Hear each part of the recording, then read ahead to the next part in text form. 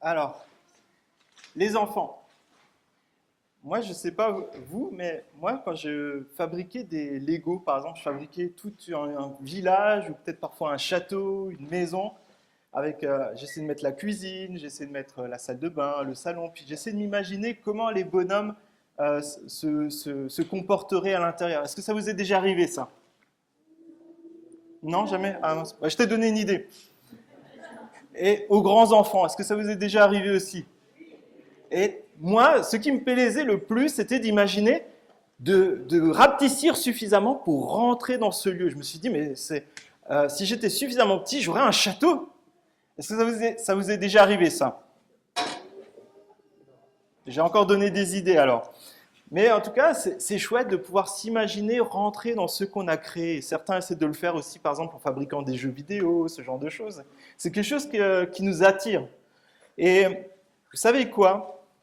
Euh, Moi aussi, j'ai voulu créer ce monde avec mes envies et aussi vouloir le rejoindre. Et là, j'ai envie de vous parler du miracle de Noël. Alors, le miracle de Noël, quand j'ai trouvé ce titre-là, je me suis dit, ben, ça ressemble à une série de Noël, où vous savez, les téléfilms de Noël, avec euh, une femme retrouve quelqu'un qu'elle a perdu il y a longtemps, et ainsi de suite. Tout le programme télé est rempli de ça actuellement. Mais là, on parle d'autre chose. On parle du miracle de Noël, c'est que Dieu vient à la rencontre du monde que lui, il a créé. Mais ce qui est différent, c'est que moi, quand j'avais créé mon monde de Lego, bah, ce monde, il était parfait pour moi. Dieu, lui, il a créé un monde qui était parfait, mais quand il a voulu y retourner, il n'était plus parfait. Ce monde, il était en crise, il y avait la souffrance qui était là, des personnes qui avaient voulu être en relation avec lui et en bonne relation les uns avec les autres, bah, ils n'étaient plus dans cette configuration-là, ils n'étaient plus en bonne entente, ni avec Dieu, ni entre eux. Et ce matin, j'ai envie de te donner un message d'encouragement, et c'est en lien avec le texte qu'on vient de lire ensemble. Tu peux avoir confiance en les promesses de Dieu. N'aie pas peur, Dieu fait grâce. Et rien n'est impossible à Dieu. Vous savez, il y a 6 mois de la lecture qu'on vient de faire, il y a cet ange Gabriel qui est venu à la rencontre d'un homme qui s'appelle Zacharie. C'était un grand prêtre, et il allait le voir, et il lui a dit, Zacharie, ta prière est exaucée. Tu vas devenir papa. Zacharie, il était dans tous ses états. C'était un choc parce qu'avec sa femme Élisabeth, ils n'avaient pas pu accueillir de bébés dans leur jeunesse. Et maintenant, ils sont vieux et un ange arrive et vous dit, c'est bon, Dieu a entendu ta prière, mon ami. Imaginez le choc. Et désormais, ils sont vieux et c'est là qu'on découvre que le timing de Dieu n'est pas toujours le nôtre. Et cela nous rappelle aussi peut-être un autre couple dans la Bible. Est-ce que ça vous rappelle un autre couple dans la Bible, les enfants? Allez-y. Oui, Abraham et Sarah, Dieu a fait la même chose, il a dit, ta prière est exaucée, j'ai un fils qui va naître, et ce fils, de lui viendra Jésus. Et c'est un enfant, un bébé miracle qui deviendra un homme, qui a une mission très importante, préparer le peuple à la venue de Jésus. Et moi, ça me parle parce que je me dis, Zacharie, il a douté de ce message, mais pourtant, ça n'a pas empêché Dieu d'accomplir un miracle. Cela ne vient pas de nous, cela vient uniquement de Dieu. Et le projet de Dieu pour Jean-Baptiste était tellement important pour l'avenir du monde, pour notre avenir à chacun. Jean-Baptiste devait être mis à part, consacré à Dieu depuis le ventre de sa mère pour une seule mission, annoncer la venue du Messie. Les disciples de Jésus, ceux qui ont accepté que Jésus soit leur sauveur, mais aussi le chef de leur vie, on dit qu'ils ont vécu une nouvelle naissance. Nous aussi, nous avons cette même mission, annoncer Jésus qui revient, et c'est certain. Et Dieu utilise de simples hommes comme vous et comme moi pour annoncer de grandes promesses. Et justement, cette grande promesse, c'est « N'aie pas peur, Dieu fait grâce ». On retrouve justement l'ange Gabriel, comme on vient de le lire, 6 mois après, auprès d'une jeune femme qui s'appelle Marie, de la même famille qu'Élisabeth, la femme de Zacharie. Imaginez un tout petit peu, il y a un ange qui toque à votre porte, ou peut-être qui sonne, vous ouvrez la porte et vous dites bonjour. Et là, vous avez aussi votre salutation. Je te salue, à toi qui une grâce a été faite, le Seigneur est avec toi, tu es béni parmi les femmes. Original comme salutation, mais en même temps, ça met un peu la pression. Je ne sais pas si vous imaginez, vous avez un ange devant vous et qui vous dit « T'as vraiment de la chance, toi ». Et ça a de quoi troubler, et l'ange dira à Marie, n'aie pas peur Marie, car tu as trouvé grâce auprès de Dieu. Cette phrase est troublante, mais elle est aussi très encourageante, peut-être pour chacun d'entre nous. Il faut savoir que Marie, elle habite dans une ville qui n'a pas une super réputation. On pourrait peut-être dire qu'elle habitait dans une ville, on n'aurait pas envie d'y habiter, et encore moins envie d'y faire du tourisme. En tout cas, c'était la perception que les gens avaient de la ville de Nazareth. Et Dieu, lui, a su trouver Marie. Et Dieu sait te trouver aussi toi ce matin. Marie est manifestement une femme qui a une relation avec Dieu, et pourtant, elle a besoin de la grâce de Dieu. Et combien, nous aussi, nous avons besoin de la grâce de Dieu. Marie reçoit le cadeau, le privilège, l'honneur de porter le Messie que des générations d'Israélites ont reçu, ont attendu. Et alors j'ai une question pour vous encore. Que veut dire Messie? Alors un indice, ça n'a rien à voir avec un Lionel Messi. Que veut dire Messie? Ouais, c'est un envoyé? Bien. Oui, un sauveur. Donc c'est un libérateur, un envoyé qui va instaurer le royaume de Dieu. Et l'ange continue, voici que tu seras enceinte. Tu mettras au monde un fils et tu lui donneras le nom de Jésus. Qui sait ce que veut dire le nom de Jésus? Dieu sauve, Dieu est sauveur. Marie est une personne très importante pour le projet de salut pour l'humanité. Toutefois, c'est Jésus le sauveur. Et on retrouve bien ça dans un verset qui est très connu, mais qui se trouve dans Jean 3,16. En effet, Dieu a tant aimé le monde, qu'il a donné son Fils unique, afin que quiconque croit en lui ne périsse pas, mais ait la vie éternelle. Dieu, en effet, n'a pas envoyé son Fils dans le monde pour juger le monde, mais pour que le monde soit sauvé par lui. Imaginez, vous portez ce nom de Jésus, qui est de sauver le monde. Depuis avant sa naissance, sa mission est très claire. Il sera grand, il sera appelé Fils du Très-Haut, et le Seigneur Dieu lui donnera le trône de David, son ancêtre.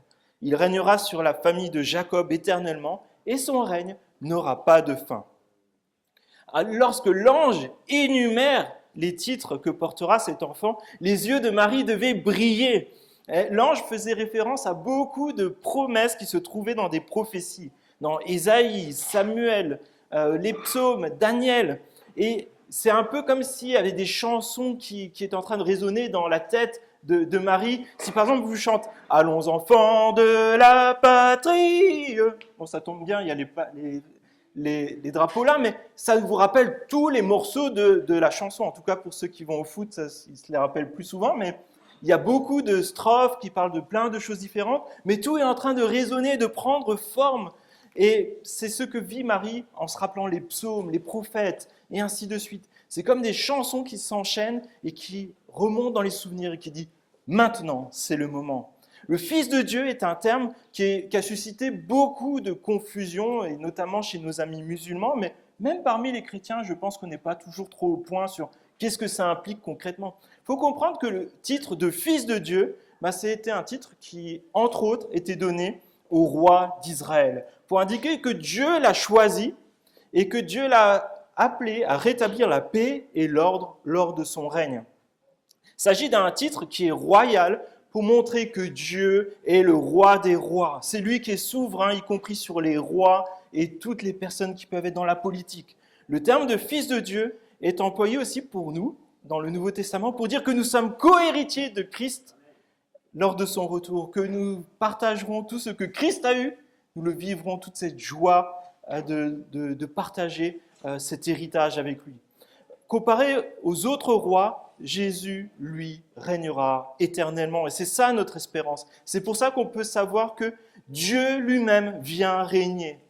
Dieu lui-même veut régner dans notre vie en premier, veut régner dans notre Église, veut régner auprès des personnes qui se sont confiées en lui. Mais à un moment, Dieu régnera sur toute la création. Il laisse le temps de la réconciliation, mais à un moment, ce temps sera terminé et Dieu régnera et sa justice sera faite.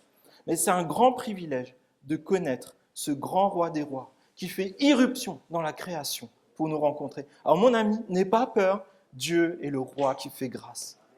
Et j'ai envie de te rappeler ça, rien n'est impossible à Dieu. Marie, on la voit avec ses yeux qui pétillent en entendant toutes ces belles paroles, Mais à un moment, j'ai l'impression que c'est un peu comme si elle coupe l'ange. Elle dit, attends, stop, il y a un petit problème. Comment cela se fera-t-il puisque je n'ai pas de relation avec un homme? C'est bien beau tout ce que tu me dis, mais il y a un problème technique. Je ne suis pas encore marié, je suis encore vierge. C'est un sacré obstacle, entre guillemets, en soi. Et l'ange lui dit, mais ne t'en fais pas, Marie. Dieu a pourvu à tout. Un miracle va se produire. Un miracle doit se produire, car cette naissance doit être miraculeuse. Le Saint-Esprit viendra sur toi et la puissance du Très-Haut te couvrira de son ombre. C'est pourquoi le saint enfant qui naîtra sera appelé Fils de Dieu. L'enfant ne sera pas conçu, mais Dieu lui-même s'incarnera. C'est une différence qui est vraiment fondamentale parce que l'enfant doit être saint pour accomplir les prophéties. Il ne doit pas hériter du péché de l'humanité. Vous savez, cet orgueil qui tous les jours nous ramène à nous, à se centrer sur nous. Non, on va voir que Jésus, lui, il est complètement différent. Mais par contre, Jésus, tout en connaissant tous les troubles qui sont liés au péché, va connaître la douleur, il va connaître le fait de vivre dans un monde déchu. Et c'est un grand défi pour lui, mais aussi un grand sacrifice. Dans Philippiens, il nous est dit que ne faites rien par esprit de rivalité ou par désir d'une gloire sans valeur, mais avec humilité, considérez les autres comme supérieurs à vous-même. Que chacun de vous, au lieu de regarder à ses propres intérêts, regarde aussi à ceux des autres. Que votre attitude soit identique à celle de Jésus-Christ. Lui qui est de condition divine, il n'a pas regardé à son égalité avec Dieu comme un butin à préserver. Mais il s'est dépouillé lui-même en prenant la condition de serviteur, en devenant semblable aux êtres humains, reconnu comme un simple homme. Il s'est humilié lui-même en faisant preuve d'obéissance jusqu'à la mort, même la mort sur la croix. C'est aussi pourquoi Dieu l'a élevé à la plus haute place et lui a donné le nom qui est au-dessus de tout nom, afin qu'au nom de Jésus, chacun plie le genou dans le ciel et sur la terre et sous la terre.